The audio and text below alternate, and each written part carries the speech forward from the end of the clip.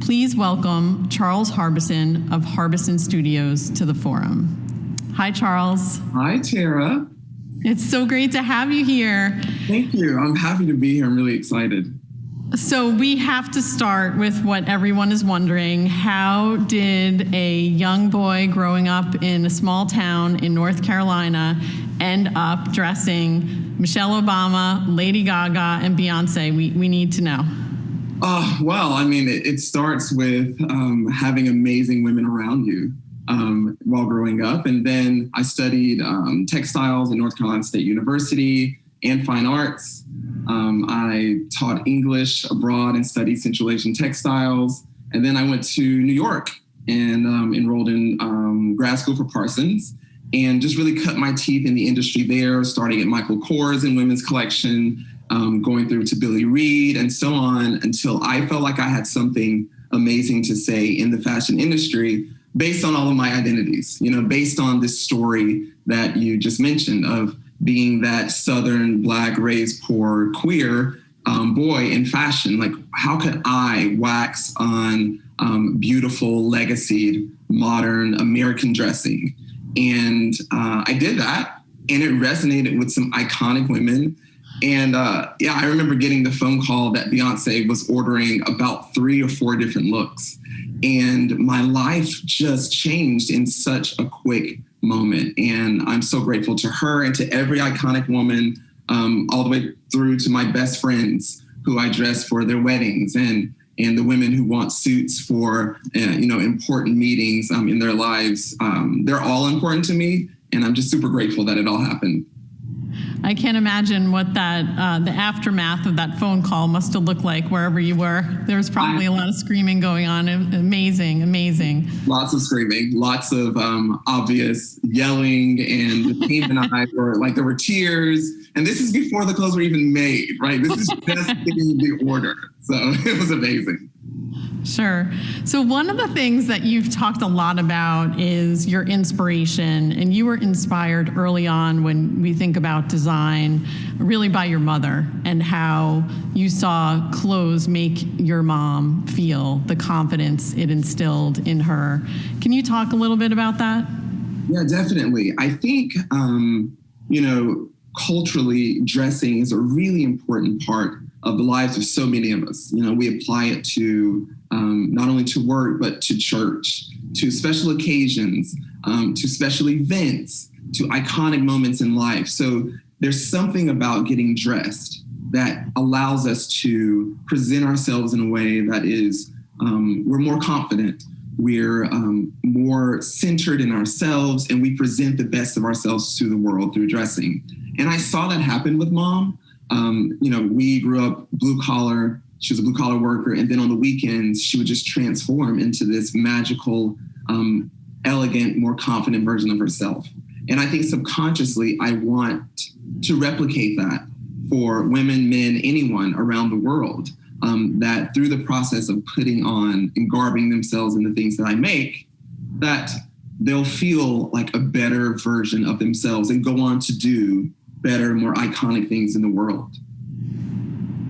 Yeah, and being better versions of ourselves means connecting with the environment and sustainability. And you did that early on, that there was that strong connection growing up in a rural area in North Carolina. Can you talk a little bit about the connection that you had from an early age? I know this inspired you in your formative years to connect, culture, design, and the environment, and what that means for sustainability in your designs. Of course. Well, the environment was my playground. That was where I discovered not only things about the world, but things about myself, being outside and doing things like lining up rocks and creating creeks in the yard, traveling through the woods to visit my best friends who lived on the opposite side of like a small forest. Like, this is how I lived my life. And I saw my grandmother, she would shuck corn on the front porch and I'd do it with her. She'd take me through to strawberry patches. And I just definitely came to love the earth as a playground and also a point of inspiration. And then I then decided to apply all of that to fashion. And I never understood why it wasn't important. Like, why was there not a through line from the environment to these pieces that I made? There's a through line from the environment to the table. You know, especially growing up, we were definitely farm to table people. Today, we purport this idea of farm to table in every area of our lives. We see the environment applied to furniture, and we see it obviously in the materials that are used in the things in our lives. So I was thinking, why can't we then apply that to the one activity that we all do quite artfully every single day? And that's dressing. And it's been important to me to not compromise the beauty, the elegance, the high taste and luxury aspect of the things that I make, while being squarely centered on making it as sustainable in the world as possible, making sure that I am not only prioritizing, the women in my life, but also Mother Earth as a point of inspiration and as a through line to the pieces. And this is something that you're exploring in a new brand video, really that connection between the inspiration being your mother and the inspiration of Mother Earth. So we're going to show a quick clip of your brand video. And so it's about her. How do I nurture her? How do I protect her? How do I affirm her? I really want to affirm her.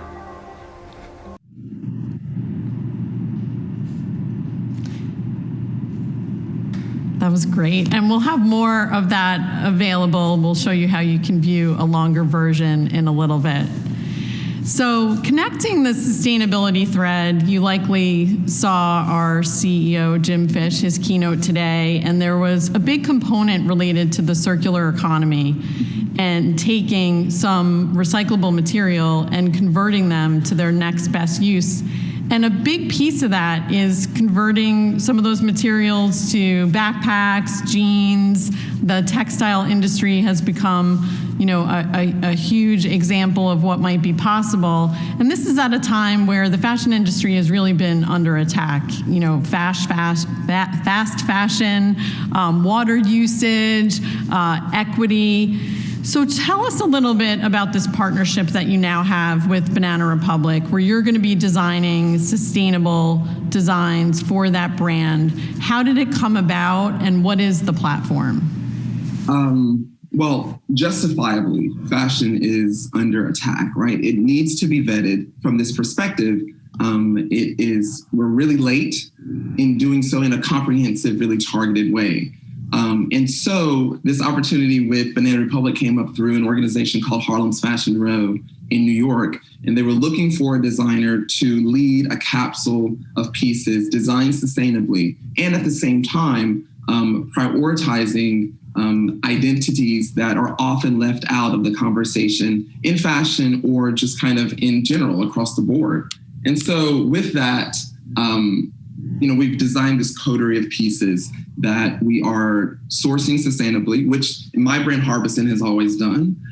We are making sure that the theme, the inspiration really does revolve around this woman who is often left out of the conversation, so that we are not only, prioritizing the sustainability of our earth, we're also prioritizing the sustainability of culture, right? And this is, again, something that's really important to me at Harbison, that we are not only thinking about sustainability in a climate sort of way, but understanding the thread that sustainability has through culture, and then also through, personal sustainability. So with Banana, that is being infused into this capsule collection. Even thinking about working with them, I was really thoughtful around my own personal sustainability, right? How do I apply myself to this initiative with this massive company in a way that doesn't overly tax me as a person? I'm in Los Angeles from New York because of that idea of prioritizing personal sustainability, understanding that if I'm not personally sustained, then I can't see through cultural sustainability or environmental sustainability. So all of those things are not only important to us at Harbison, and there are three pillars of sustainability. I apply that to my work with Banana, and they've been amazing at also prioritizing those things and understanding that it is important for product and businesses moving forward in the world. I think it's so interesting. Doug McMillan touched on this in his conversation that we just saw, talking about sustainability and affordability. Mm-hmm. And all too often, we think sustainable products, certainly in the fashion world, are out of reach from an affordability perspective. And certainly, bringing that to your partnership with Banana, and I'm sure that's not going to be the end. It's going to be huge. So looking forward to it. Definitely not the end. I mean, we definitely want to make sure that good design is affordable and sustainable and optimistic, as Jim mentioned earlier. Sure. So we opened this by talking about the next generation. And I have a 10-year-old and a 14-year-old, and they're making it obvious to me that they truly are the next generation that's going to lead from a fashion perspective, not me. So can you talk a little bit about the partnerships that you've forged and how you've mentored and brought along the youth when we think about design and also sustainability in the fashion space? Definitely. I mean, it was mentorship and internships that allowed me to kind of pivot and push myself into the fashion industry in New York. It's definitely a situation where oftentimes for many students, having the opportunity to be a part of fashion is something that's not afforded to them. So through internships and mentorships, those of us who have found our place in it can really prioritize those individuals. And I'm grateful that I've been able to steer so many amazing youth, some of whom, like Matthew Reisman, he designs for celebrities quite often, is a beautiful tailor. Christopher John Rogers was an intern of mine, and he just created our Vice President Kamala Harris's inauguration look, all the way through to, a mentee, Ricky Bird, is currently getting her doctorate in fashion. So it's important that we're paying it forward and that we're definitely highlighting those individuals who are often left out of the conversation, like I once was.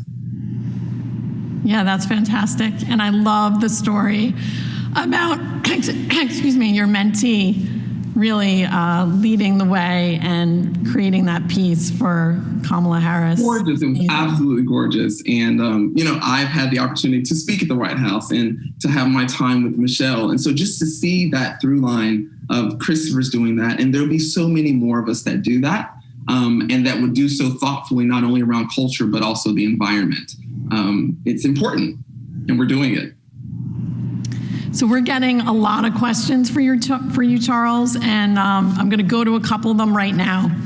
So how do you identify sustainable materials and consider social equity in your work? Well, identifying sustainable materials really comes through the sourcing process, right? You're definitely prioritizing those mills, those factories that see it as important for them. And they often do the work to ensure that, that the labor applied to creating these pieces is paid fairly and equitably, that the materials sourced, the rawest materials for said fabrics have also been thoughtful regarding the environment, that they're organic, that the fibers are either recycled.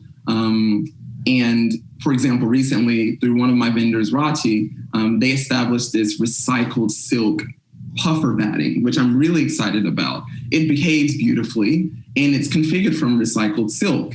And these are ways in which we're able to infuse it into products so that the customer doesn't feel like they're compromising the quality, the beauty, and the excitement that fashion is supposed to bring to you.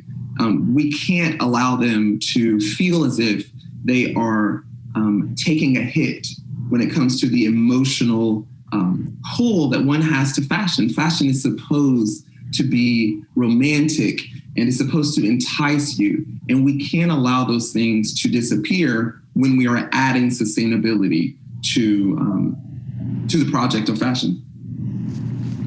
That's a great point, and it's something that one of our other viewers asked about. How do you integrate it in the creative process? Because you got to really think about it at the front end. How do you integrate that at the front end of the creative process? Well, it really is not that difficult. It really is a matter of, at the sourcing point, I love this color, I love this fabric.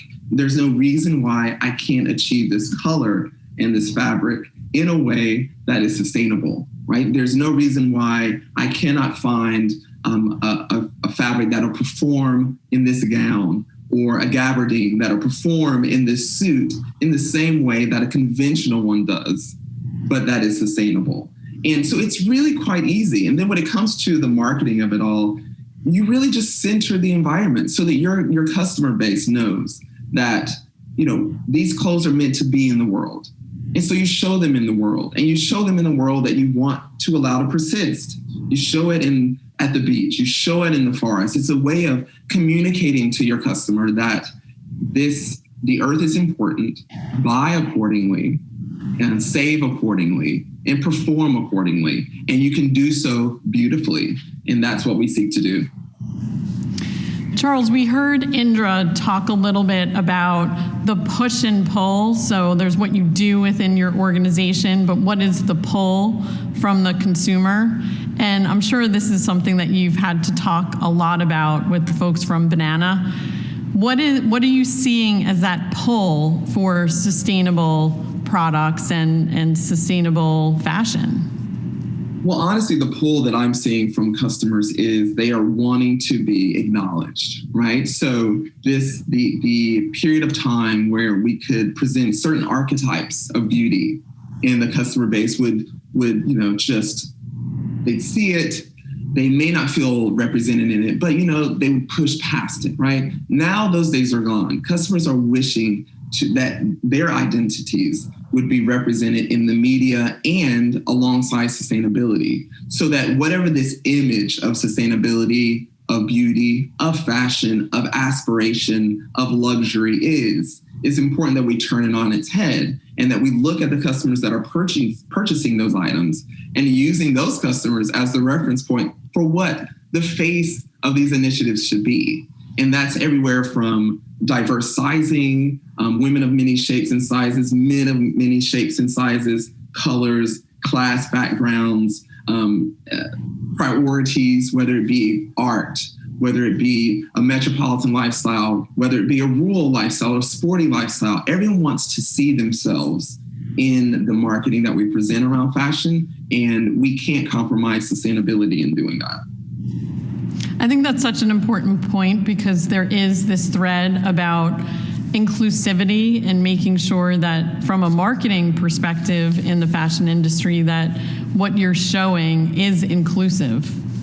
Yeah, and beautiful. When it comes to dressing people, I have seen such a diverse array of bodies come into my studio, and optimizing those bodies through my clothing is my job as a fashion designer. So I shouldn't overly, stratify what the image of fashion is when I'm in this studio and I'm dealing with all kinds of bodies and I find them all beautiful. And when they leave me, I want them to know that they're beautiful and that they feel beautiful. Well, Charles, this has been fantastic, and your spirit is beautiful. That clearly comes through, and it came through in this conversation. And I know we're all looking forward to seeing your collection soon at Banana, and we'll be looking out for that. Wonderful. Thank you, Tara. I have loved my time with you. I really appreciate it. Thank you so much.